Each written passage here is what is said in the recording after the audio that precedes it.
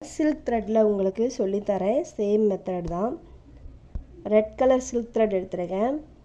Starting பாருங்கள், மேலே இருக்கிற லைனுக்கு போய் லாங் செயின் ஸ்டிச், ஒரு குட்டி லாக் ஸ்டிச், அப்படியே வெர்டிக்கலாக கீழே வந்து லாங் செயின் ஸ்டிச், ஒரு குட்டி லாக் ஸ்டிச், ஸ்டார்டிங் பாயிண்ட்டுக்கு போய் அங்கேயும் ஒரு லாங் செயின் ஸ்டிச், ஒரு குட்டி லாக் ஸ்டிச், அப்படியே இங்கே வரணும். இங்கே வரும்போது தான் 2 பீட் கொடுக்கணும். ஏன்னா இங்கே வந்து ஸ்பேஸ் இருக்கும் பார்த்தீங்களா, இந்த ட்ரையாங்கிள் ஷேப்குள்ளே ஸ்பேஸ் இருக்கும்.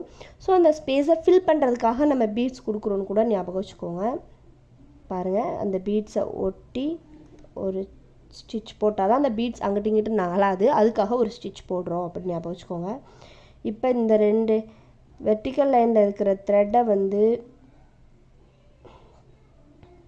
உள் பக்கமாக இருக்கிற த்ரெட்டை 2 த்ரெட்டை கரெக்டாக பிரிச்சுக்கோங்க. ஏன்னா டிஃப்ரெண்ட்டாக மிஸ் ஆகும்.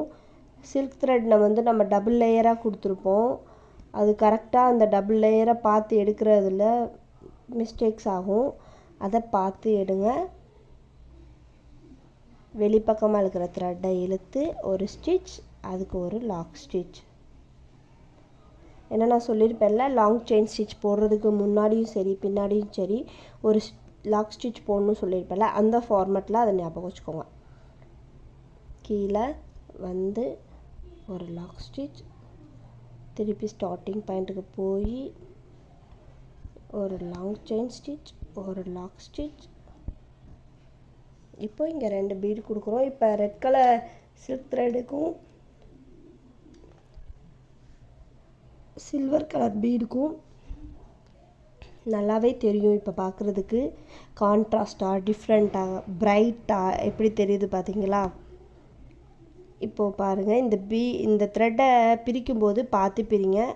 அதையும் சேர்த்து இழுத்துட்டிங்கன்னா அப்புறம் உங்களுக்கு அது ஆரோ ஷேப் மாதிரி வரவே வராது. ஸோ இந்த த்ரெட்டை பிரிக்கும்போது பார்த்து பிரிங்க. ஏன்னா நம்ம சில்க் த்ரெட்டை வந்து டபுளாக போடுவோம். ஸோ 4 லேயர்ஸ் இருக்கும். அப்போ இந்த லேயரை மிக்ஸ் பண்ணுற மாதிரி ஆயிடக்கூடாது. ஜரி த்ரெட்டை பொறுத்த வரைக்கும் நம்ம அந்த ஸ்டிச்சஸ் போடுறது தான். ஸோ டபுள் லேயருக்கு நமக்கு கரெக்டாக வந்துடும். சில்க் த்ரெட் வந்து அப்படி கிடையாது, 4 லேயர்ஸ் மாதிரி இருக்கும். அதை நம்ம பிரிக்கிறது ரொம்ப கேர்ஃபுல்லாக பிரிங்க. நான் சொன்ன மாதிரி எல்லாத்தையுமே ஒரு ஷார்ட்கட் மெத்தடாக இல்லை, நான் சொல்கிறது எனக்கு தெரிஞ்ச ஷார்ட்கட் மெத்தட். உங்களுக்கு இதுவே உங்களுக்குன்னு ஒரு ஷார்ட்கட் மெத்தட், அதை நீங்கள் அந்த மாதிரி ஞாபகம் வச்சுக்கிறதுனா கூட ஞாபகம் வச்சுக்கோங்க. அதையும் எனக்கு கமெண்டில் ஷேர் பண்ணுங்கள், ஏன்னா நானும் தெரிஞ்சுக்கிறேன்.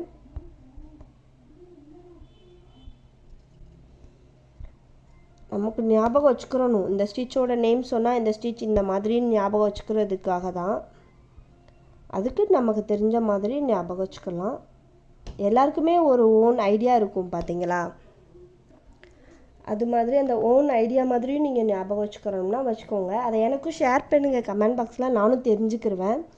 நெக்ஸ்ட் டைம் நான் இந்த மாதிரி வீடியோ எடுக்கும்போது உங்களோட ஓன் ஐடியாவையுமே நான் ஷேர் பண்ணுவேன்ல, அதுக்காக கேட்குறேன். இதுக்கு வந்து டிசைன் பண்ண தேவையில்லை, ப்ராக்டிஸ் மட்டும்தான்.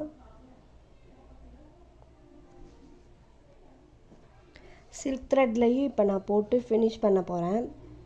இந்த ஆரோ ஸ்டிச் டைப் 1 டைப் 2 எல்லாத்தையுமே நல்லா ப்ராக்டிஸ் பண்ணுங்கள். 2 வெர்டிக்கல் லைனில் இருக்கிற த்ரெட்டை, அதுவும் சில்க் த்ரெட்டை மெயினாக அதை தனித்தனியாக பிரிக்கும்போது பார்த்து பிரிங்க. 2ஐயும் சேர்ந்து ஒன்றா ஸ்டிச் பண்ணிட்டீங்கன்னா அது ஆரோ ஷேப் வராது.